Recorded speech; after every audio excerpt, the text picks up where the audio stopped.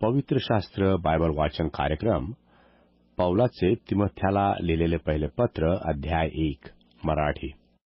पौलाचे तिमथ्याला लिहिलेले पहिले पत्र अध्याय 1. पौलाचे तिमथ्याला लिहिलेले पहिले पत्र अध्याय 1. सलाम व खोट्या शिक्षणासंबंधाविषयी इशारा. सलाम व खोट्या शिक्षणासंबंधाविषयी इशारा. परमेश्वर आपला तारणारा व ख्रिस्त येशू आपली आशा यांच्या आज्ञेने ख्रिस्त येशूचा प्रेरित पौल याचकडून माझा खरा विश्वासपुत्र तिमथ्य याला परमेश्वर पिता व ख्रिस्त येशू आपला प्रभू याचपासून कृपा, दया व शांती असो. मी मासिदोनियास जाताना तुला एफिसात राहण्याची विनंती केली. त्यावेळी तू कित्येक लोकांना ताकीद द्यावी की अन्य शिक्षण देऊ नका आणि जी परमेश्वरीय व्यवस्था विश्वासाच्या द्वारे आहे तिच्या उपयोगी न पडणाऱ्या पण वाद मात्र उत्पन्न करणाऱ्या कहाण्यांकडे व अनंत वंशावळ्यांकडे लक्ष देऊ नका, असे मी तुला सांगितले होते. ते आताही सांगतो. शुद्ध अंतकरणातील, चांगल्या विवेक भावनातील व निष्कपट विश्वासातील प्रीती असणे हा आज्ञेचा हेतू आहे. यास सोडून कित्येक लोक व्यर्थ बोलण्याकडे वळले आहेत. ते नियमशास्त्राचे शिक्षक होऊ पाहतात, परंतु ते काय बोलतात ते व ज्याविषयी ते खात्रीने सांगतात ते त्यास समजत नाही. नियमशास्त्राचा जर कोणी यथार्थ उपयोग करील तर ते चांगले आहे, हे आपल्याला कळते. तोही हे समजतो की नियमशास्त्र धार्मिकांसाठी केलेले नाही, तर अधर्मी व अनिवार, भक्तिहीन व पापी, अपवित्र व अमंगळ, बापाला ठार मारणारे व आईला ठार मारणारे, मनुष्य हत्या करणारे, जारकर्मी, कुमैथुनी, गुलामांचा व्यापार करणारे, लबाड, खोटी शपथ वाहणारे याचसाठी आणि जे काही सुशिक्षणाविरुद्ध आहे त्याचसाठी केलेले आहे. धन्यवादित परमेश्वराच्या गौरवाची जी सुवार्ता मला सोपवलेली आहे तिला हे अनुसरून आहे. परमेश्वर कृपेबद्दल पौलाने दाखविलेली कृतज्ञता. परमेश्वर कृपेबद्दल पौलाने दाखविलेली कृतज्ञता. ज्याने मला शक्ती दिली त्या आपल्या प्रभू येशू ख्रिस्ताचे मी आभार मानतो. कारण मी जो पूर्वी निंदक, छळ करणारा व उपद्रव देणारा होतो त्या मला त्याने विश्वासू मानून आपल्या सेवेकरिता ठेवले. मी असा होतो तरी अविश्वासामुळे न समजून ते केले, म्हणून मजवर दया झाली. ख्रिस्त येशूमधील विश्वास व प्रीती यासह आपल्या प्रभूची कृपा विपुल झाली. ख्रिस्त येशू पापीजनांना तारावयास जगात आला. हे वचन विश्वासनीय व सर्वथा स्वीकारावयास योग्य आहे. त्या पापी लोकांपैकी मी मुख्य आहे. तरी जे युगानयुग जीवनासाठी त्याचवर विश्वास ठेवणार त्यास उदाहरण व्हावे म्हणून येशू ख्रिस्ताने मी जो मुख्य त्या मजविशी आपली सर्व सहनशीलता दाखवावी म्हणून मजवर दया झाली. जो सनातन राजा, अविनाशी, अदृश्य असा एकच परमेश्वर, त्याला सन्मान व गौरव युगानुयुग असो. आमेन. माझ्या पुत्रा तिमथ्या, तुझविषयी पूर्वीच झालेल्या संदेशाप्रमाणे ही आज्ञा मी तुला सांगून ठेवतो की तू त्यांच्याद्वारेच सुयुद्ध कर. विश्वास व चांगला विवेक भाव धर. कित्येकांनी हा झुगारून दिल्यामुळे त्यांचे विश्वासरूपी तारू फुटले. ह्यात हुमनाय व अलेक्सांद्र हे आहेत. त्यांना मी सैतानाच्या स्वाधीन केले आहे, यासाठी की त्यांनी निंदा करण्याचे सोडून देण्यास शिकावे. पवित्र शास्त्र बायबल वाचन कार्यक्रम तिमथ्याला लिहिलेले पहिले पत्र अध्याय 2 मराठी. तिमथ्याला लिहिलेले पहिले पत्र अध्याय 2. तिमथ्याला लिहिलेले पहिले पत्र अध्याय 2. सार्वजनिक उपासनेबाबत सूचना. सार्वजनिक उपासनेबाबत सूचना. तर सर्वात प्रथम हा बोध मी करतो की सर्व मनुष्यांसाठी विनंत्या, प्रार्थना, रदबदल्या व परमेश्वराचे उपकार स्मरण करावे, राजांकरिता व सर्व वरिष्ठ अधिकाऱ्यांकरिता करावे, यासाठी की आपण सर्व सुभक्तीने व गंभीरतेने शांतीचे व स्वस्थपणाचे असे आयुष्यक्रमण करावे. हे आपला तारणारा परमेश्वर याच्या दृष्टीने चांगले व स्वीकार करावयास योग्य आहे. त्याची इच्छा आहे की सर्व मनुष्यांचे तारण व्हावे व त्यांनी सत्याच्या पूर्ण ज्ञानास पोहोचावे. कारण एकच परमेश्वर आहे आणि परमेश्वर व मनुष्य यामधील ख्रिस्त येशू हा मनुष्य एकच मध्यस्थ आहे. त्याने सर्वांसाठी मुक्तीचे मोल म्हणून स्वतःला दिले याची साक्ष यथाकाळी देणे आहे. या साक्षीसाठी मला घोषणा करणारा व प्रेरित मी सत्य बोलतो, लबाडी करत नाही. विश्वास व सत्य ह्यासंबंधी विदेशी लोकांचा शिक्षक असे नेमले.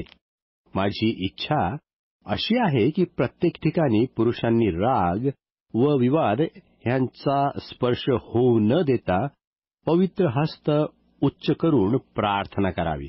तशीच माझी इच्छा आहे की स्त्रियांनी स्वतःस साजेल अशा वेशाने आपणास भिडस्तपणाने व मर्यादेने शोभवावे.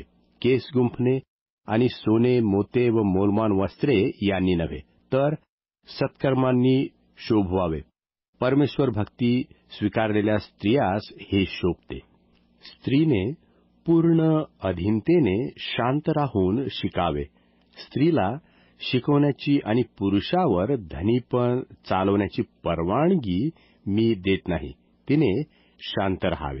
कारण प्रथम आदाम घडला, नंतर हव्वा.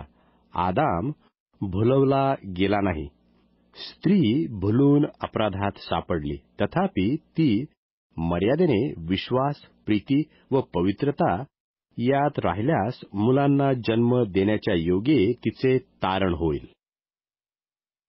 पवित्र शास्त्र बायबल वाचन कार्यक्रम तिमोथ्याला लिहिलेले पहिले पत्र अध्याय 3 मराठी.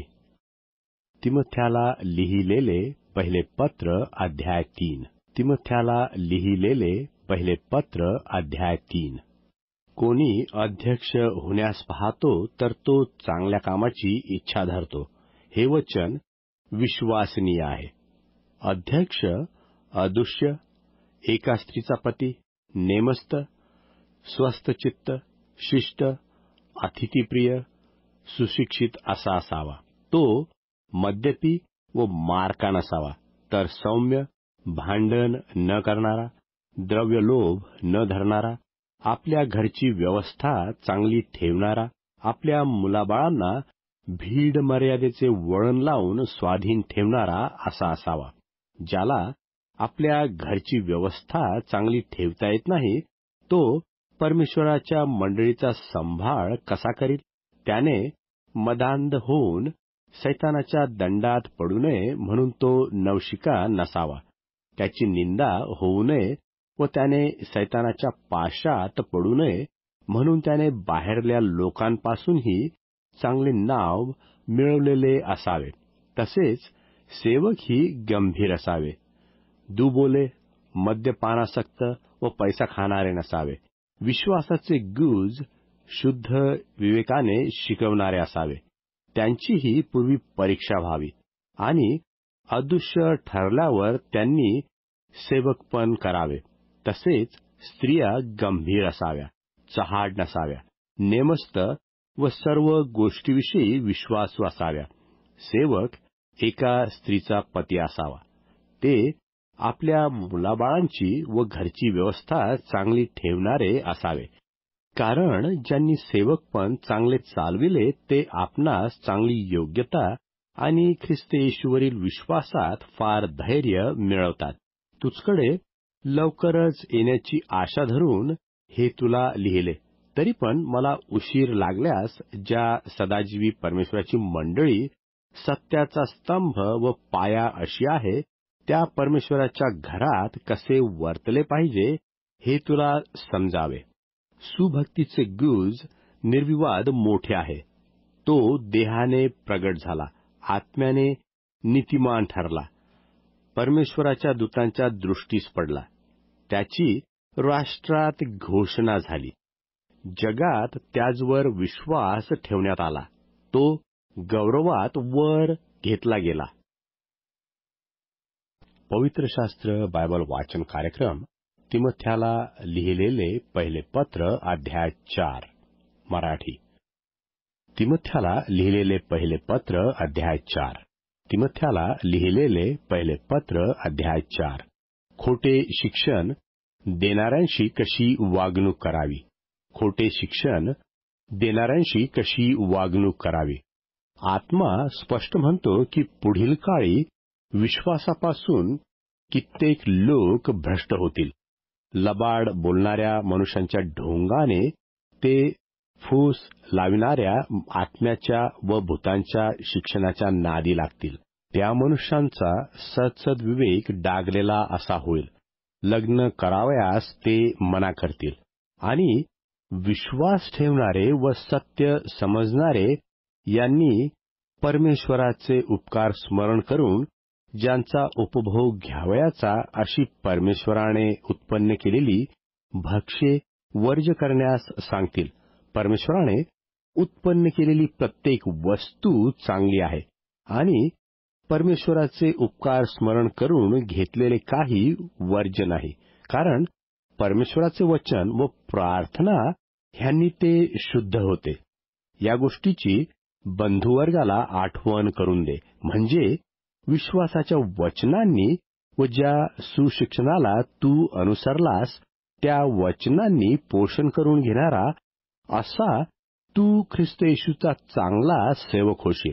अधर्माच्या व आयाबायांच्या कहाण्यांपासून दूर राहा आणि सुभक्तीविषयी कसरत कर, कारण शारीरिक कसरत थोडीच उपयोगी आहे, सुभक्ती तर सर्वाविषयी उपयोगी आहे. तिला आताच्या व पुढच्याही जीवनाचे अभिवचन मिळाले आहे. हे वचन विश्वसनीय व सर्वथा स्वीकारास योग्य आहे.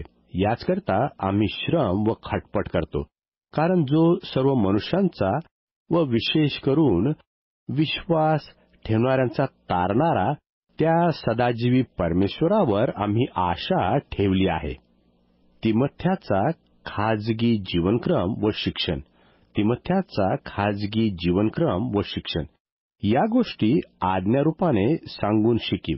कोणी तुझ्या तारुण्याला तुच्छ मानू नये, तर भाषण, वर्तन, प्रीती, विश्वास व शुद्धता याविषयी विश्वास ठेवणाऱ्या लोकांचा कित्ता हो. मी येईपर्यंत वाचन, बोध व शिक्षण याकडे लक्ष ठेव. तुझवर वडील वर्ग हात ठेवित असताना संदेशांच्या द्वारे दिलेले असे जे कृपादान तुझ्यामध्ये आहे त्याची उपेक्षा करू नको. तुझी प्रगती सर्वांस दिसून यावी म्हणून तू या गोष्टींचा अभ्यास ठेव. यात घडून जा. आपणाकडे व आपल्या शिक्षणाकडे नीट लक्ष ठेव. त्यातच टिकून राहा, कारण असे केल्याने तू स्वतःचे व तुझे ऐकणाऱ्यांचेही तारण करशील. पवित्र शास्त्र बायबल वाचन कार्यक्रम तिमोथ्याला लिहिलेले पहिले पत्र अध्याय 5 मराठी. तिमोथ्याला लिहिलेले पहिले पत्र अध्याय 5. तिमोथ्याला लिहिलेले पहिले पत्र अध्याय 5. वडिलाला खडसून बोलू नको, तर त्याला पिता मानून बोध कर. तरुणास बंधू मानून, वडील स्त्रियास माता मानून, तरुण स्त्रियास बहिणी मानून पूर्ण शुद्धतेने बोध कर. ख्रिस्ती मंडळीतील विधवा संबंधी परामर्श. ख्रिस्ती मंडळीतील विधवा संबंधी परामर्श. ज्या विधवा वास्तविक विधवा आहेत त्यांचा सन्मान कर. कोणा विधवेला मुले किंवा नातवंडे असतील तर त्यांनी प्रथम आपल्या घरच्याबरोबर धर्मनिष्ठ वृत्तीने वागून आपल्या वडिलांचे उपकार फेडावयास शिकावे. कारण हे परमेश्वराच्या दृष्टीने मान्य आहे. जी वास्तविक विधवा आहे, म्हणजे एकटी पडलेली आहे, तिने आपली आशा परमेश्वरावर ठेवली आहे आणि तिने रात्रंदिवस विनवण्या व प्रार्थना करीत राहावे. परंतु जी विधवा विलासी आहे, ती जिवंत असून मेलेली आहे. त्यांनी अदृश्य व्हावे म्हणून त्यांना याप्रमाणे वागण्याची आज्ञा कर. जर कोणी स्वकीयांची व विशेष करून आपल्या घराण्याची तरतूद करत नाही, तर त्याने विश्वास नाकारिला असे होते. तो इसम विश्वास न ठेवणाऱ्या इसमापेक्षा वाईट आहे.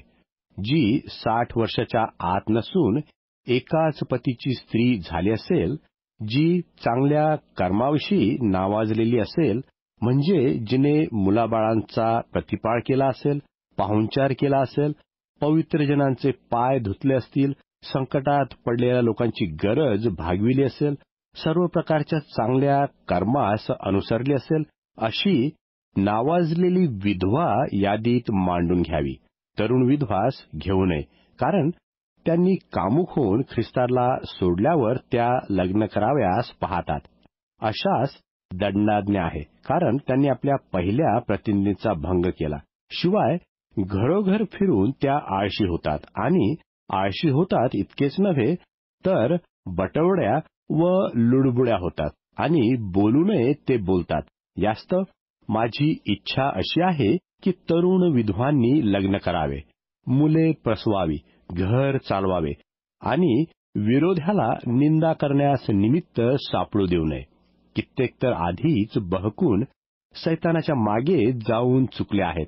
जर कोणा विश्वास ठेवणाऱ्या स्त्रीच्या येथे विधवा असल्या, तर तिने त्यांची तरतूद करावी. त्यांचा मंडळीवर भार पडू देऊ नये. म्हणजे ज्या खरोखर विधवा आहेत त्यास मंडळीला साहित्य पुरविता येईल. वडील जे वडील अध्यक्षतेचे काम चांगले चालवितात, विशेष करून जे उपदेश व शिक्षण या बाबतीत श्रम घेतात, ते दुप्पट सन्मानास योग्य मोजले जावे. कारण शास्त्र म्हणते, बैल मळणी करीत असता त्याला मुसके बांधू नको, आणि कामकरी आपल्या मजुरीस योग्य आहे. 2 किंवा 3 साक्षीदार असल्या वाचून वडिलावरील आरोपाचा खटला घेऊ नको.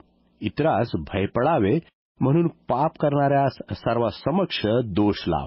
परमेश्वर, ख्रिस्त येशू व निवडलेले परमेश्वराचे दूत याचसमोर मी तुला निक्षून सांगतो की मनात अढी न धरता या आज्ञा पाळ.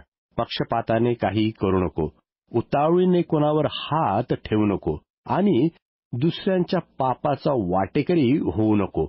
आपल्याला शुद्ध राख. यापुढे नुसते पाणीच पीत राहू नको, तर आपल्या पोटासाठी आणि आपल्या वारंवार होणाऱ्या दुखण्यासाठी थोडा द्राक्षरस घे. कित्येकांची पापे उघड असून ती त्याच पुढे न्याय निवाड्याकरता जातात, आणि कित्येकांची त्यांच्या मागून जातात. त्याप्रमाणे उघड अशी काही चांगली कृत्य आहेत, आणि जी दुसऱ्या प्रकारची आहेत तीही गुप्त राहू शकत नाहीत. पवित्र शास्त्र बायबल वाचन कार्यक्रम तिमथ्याला लिहिलेले पहिले पत्र अध्याय 6 मराठी.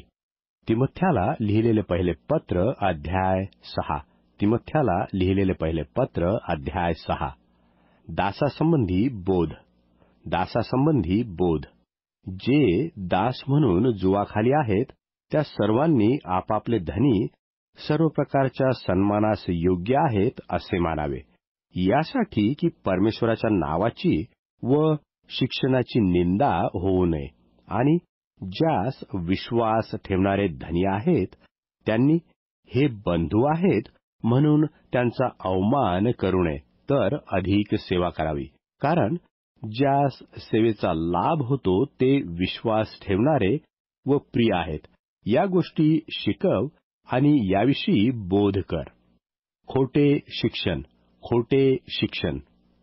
जर कोणी अन्य तऱ्हेचे शिक्षण देतो आणि आपल्या प्रभू येशू ख्रिस्ताची जी सुवचने ती व सुभक्तीनुसार जे शिक्षण ते मान्य करत नाही, तर तो मदांध आहे.